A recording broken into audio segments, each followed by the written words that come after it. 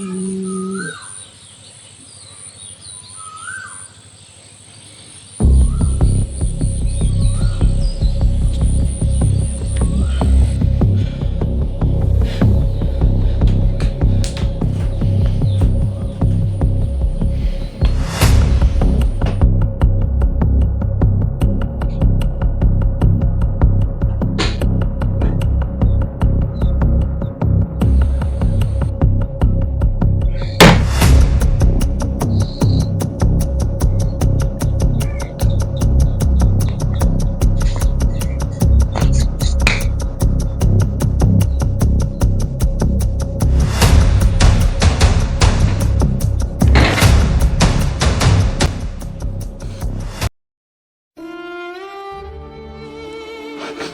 এনেকৈ কিয় এৰি থৈ গুচি গ'লা?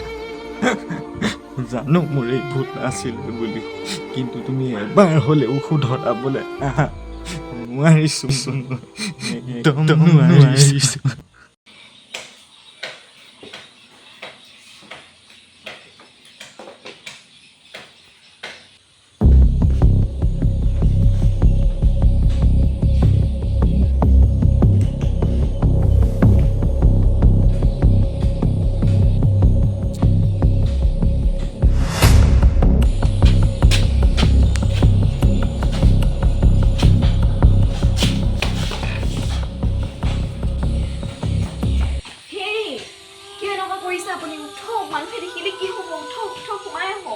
মোৰ ঘৰ মোৰ কথা, মই য'তেই পৰি নাথাকো, তই কোন কেল্লা?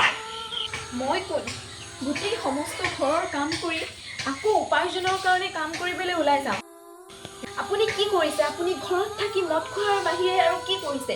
দিনটো মদ খাব আৰু মোৰ লগত হ'লে কাজিয়া লাগিব, তাৰ বাহিৰে আপুনি কি কৰিছে?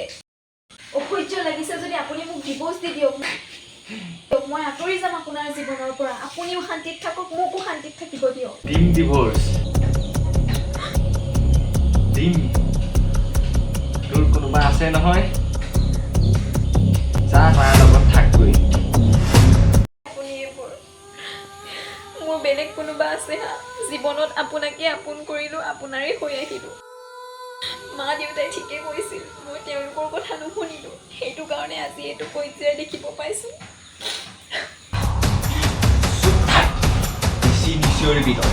কমে সদায় জীয়াই জীয়াই মৰি থকাতকৈ একেবাৰে মাৰি পেলাওক মোক। আপোনাৰো শান্তি, মোৰো শান্তি। তোৰ কাজি